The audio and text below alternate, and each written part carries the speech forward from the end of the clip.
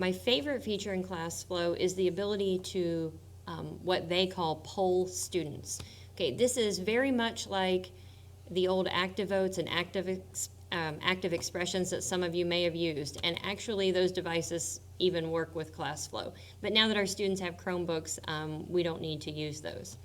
Okay, so let's say I've gone through the lesson, I've worked out some examples, and now I'd like the students to try this problem. Okay, so the first thing I'm going to do is send the card to the student device. So I'm going to click Send Card. If I go back over here to John's screen, we can see that now John has the problem on his Chromebook, but he can't really do anything with it yet. Okay, until I hit this option over here for Start Poll. Okay, now when I hit Start Poll, I have several options.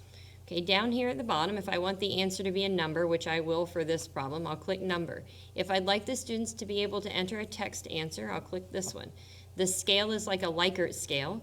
Multiple is for like multiple choice, multiple selection. If you want to gauge whether your students understand what's going on, you can do the yes, no, don't know kind of question. You can do true, false. You can do word seed. Word seed is a lot like Answer Garden, where if you get multiple, if multiple students give the same answer, the words get bigger. Okay, and then the absolute favorite for math teachers, and it might be a favorite for others of you too, is the one that says creative.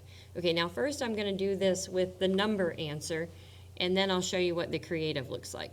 Okay, so I'm going to go down here, and I want my students to give me a number answer.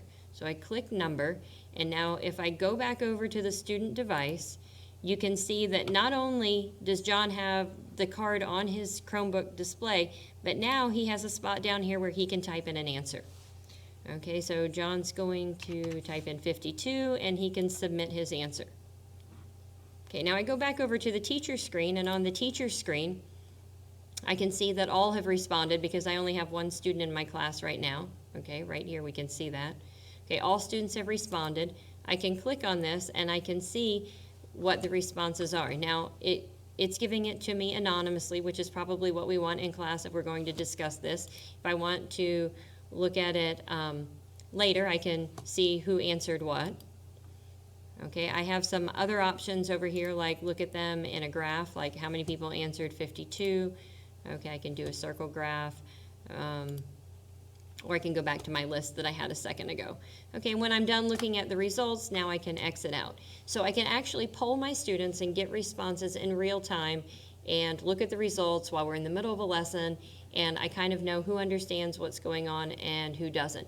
Now, one of the things that I personally like to do is I'll freeze my Promethean board screen if I see that a few students are missing the question, and then on my computer I can go look to see who missed what and then switch it back, and the students never see that, but then I can get an idea of who answered what. And you can actually access these results after the lesson's over as well. Okay, so if I X out of this, I'm back to my lesson. Okay, I mentioned the creative poll, so let me show you how that one works. Now, when you're done with a question, even though every student has responded, I do have to stop the poll. So I'm going to hit the red square over here to stop the poll. Okay, and when I stop the poll, if we go back over here, now John has nothing on his screen again. He's back to the landscape.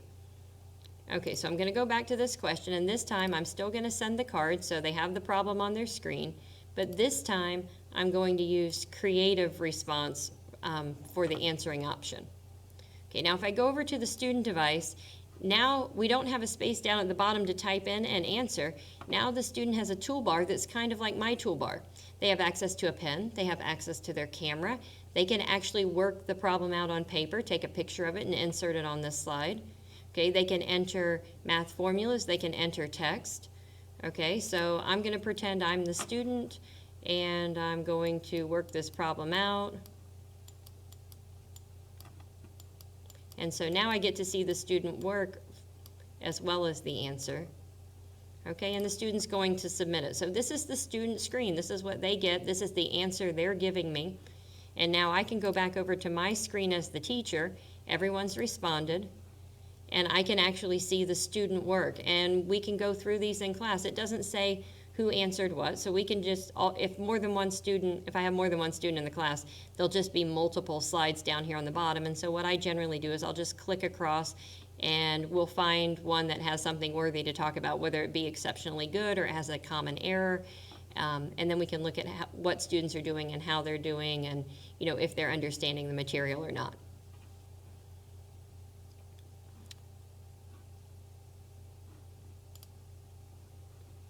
Okay, and I'll stop the poll. I did on the next slide in the PD and PJ's Google Slides, I did a summary of each type of question here. Obviously, creative and number are the ones that we use in math the most, but some of you might be interested in these other options. And so on the next slide, there's a description of those as well.